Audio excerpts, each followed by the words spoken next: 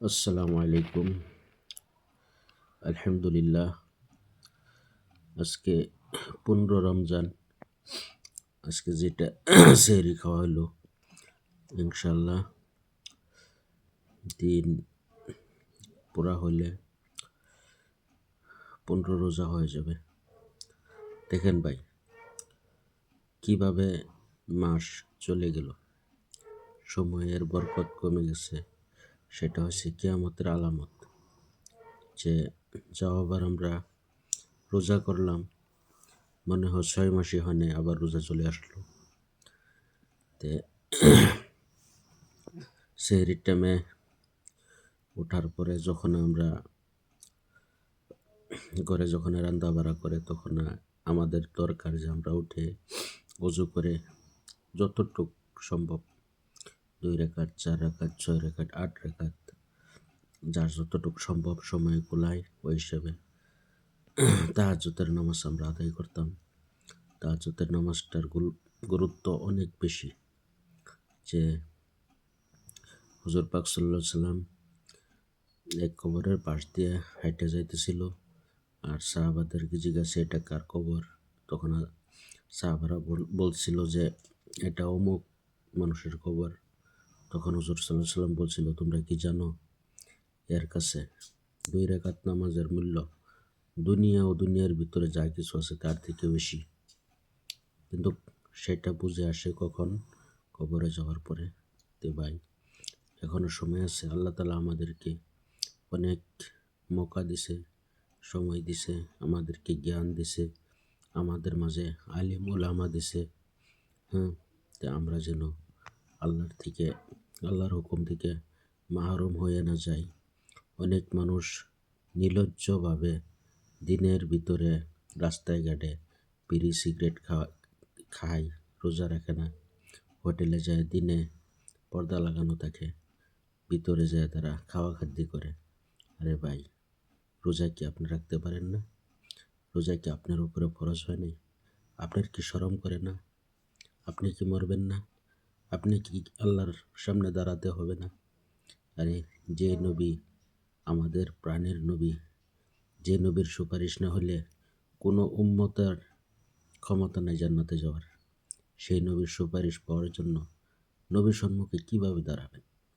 যে নবী সাহাবাদেরকে রমজানের 2 মাস আগের থেকে তৈয়ারি করতো, রজব মাসের থেকেই তৈয়ারি করতো, শাবানের চাঁদে বেশি বেশি রোজা রাখার অর্ডার করতো।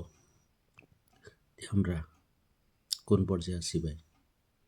তে চলেন, যারা যে গোটা রোজা নষ্ট করছেন সেটির জন্য তওবা করেন, আল্লাহর কাছে তওবা করেন যেন আল্লাহ মাফ করে। সামনে যে গোটা রোজা আছে আপনারা করেন, সবাই করেন। এটা আপনাদেরই কাজে আসবে।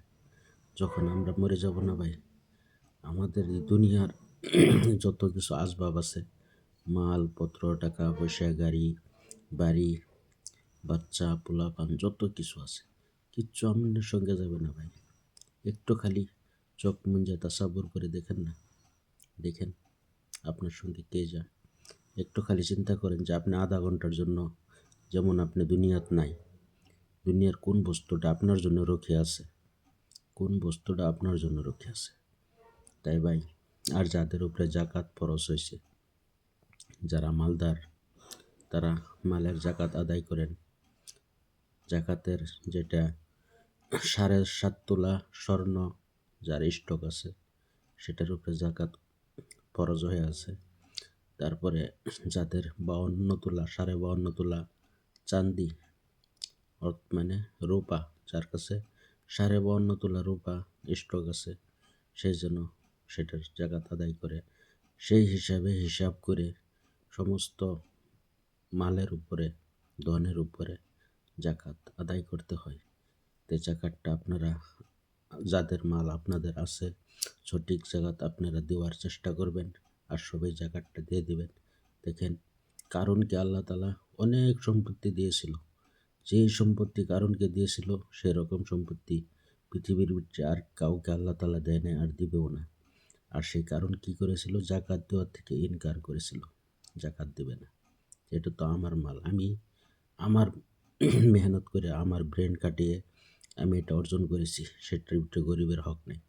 তখন আল্লাহ তাআলা কী করেছে, কারুনের মাল সহ তাকে জমিনের ভিতরে গ্রাস করে দেওয়া হয়েছে।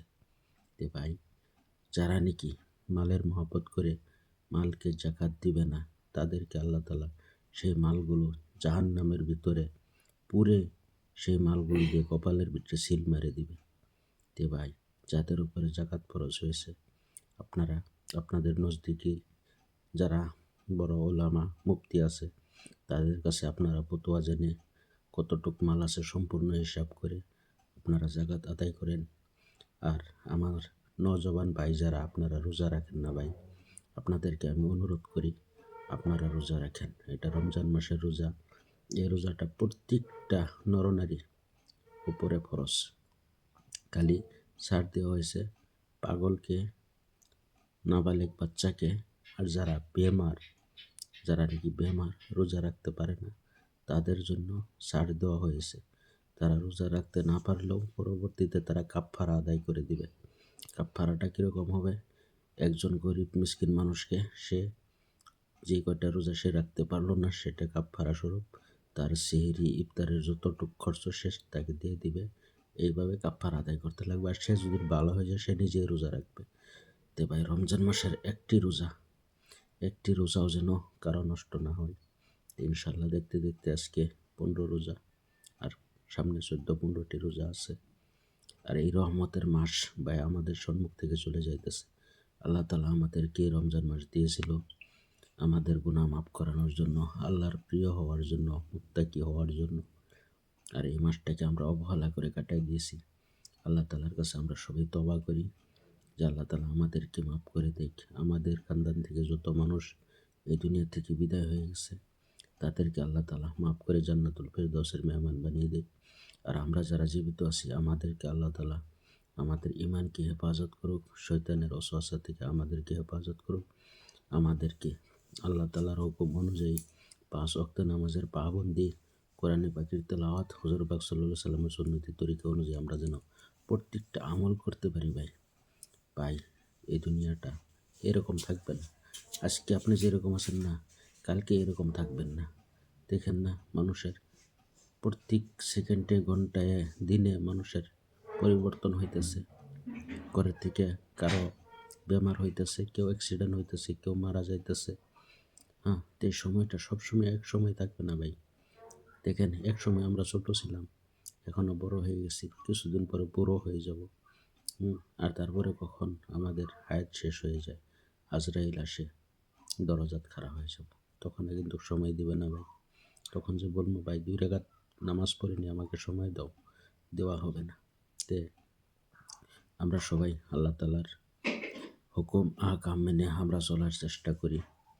আর যাদের মাল আছে, মালদার ভাই যারা আপনারা যেনারা আছেন, আপনাদের উপরে যাদের জাকাত ফরজ হয়েছে, আপনারা মালের হিসাব করে আপনারা পরিপূর্ণ হিসাবে জাকাত আদায় করে দেন।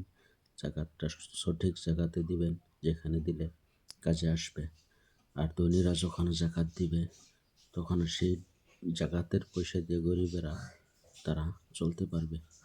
যে হজরত মুসা আলাইহিস সালামের টাইমে একজন মানুষ ছিল, তার নাম ছিল কিফিল। আর সেই কিফিল, সে শরাবি ছিল, সে আইয়াসি ছিল। সে প্রত্যেক রাত্রে একটা সে নতুন নতুন মেয়ে লোক তার ঘরে সে নিয়ে আসতো, টাকা পয়সা দিয়ে। সে মালদার ছিল। তো একদিন একজন সতীর্থ নারীকে সে নিয়ে আসছে, আনার পরে টাকা পয়সা দিয়ে সে ডিল করে নিয়ে আসছে। তখন সে নারীটা কাঁদতেছিল, আর সে বলছে, তুমি কান্দো, আমি তো তোমার জবরদস্তি করিনি, আমি তোমাকে টাকার বিনিময়ে রাজি করে নিয়ে আসছি। তখন সেই নারী বলছিল যে আজকে যদি মালদারেরা তারা মালের জাকাত আদায় করতো, তাহলে আমাদের মতন গরিব সতীর্থ নারীর ইজ্জত আজকে নিলাম হয়তো না। আমার এই কোটার ভিতরে এসে আমাদের চরিত্রের ভিতরে দাগ লাগতো না। সেই কথাটা কিফিলের অন্তরের ভিতরে লেগে গেছিল। আর সে তখন তার অন্তরটা কেঁপে উঠছিল। আর সে সেই মেয়েকে বলছিল যে যাও, তোমার যেটা মাল দিয়েছে সেই মালটাও তুমি নিয়ে যাও। তুমি যে তোমার ইজ্জত সহ তুমি যে সতীর্থ নিয়ে আমার এখানে আসছিলা, তুমি সেই সতীর্থ নিয়েও ফিরে যাও। আমি বহুত ভুল করছি, আল্লাহ যেন আমারে মাফ করে। সে তওবা করছিল, আর আল্লাহ তাআলা তার তওবা এরকমভাবে কবুল করছে, সেই মেয়েটা সেখান থেকে চলে গেছে। আর সে তো জানতো না যে তার মৌত হয়ে যাবে, এরকম সময় তার মৌত হয়ে গেছে।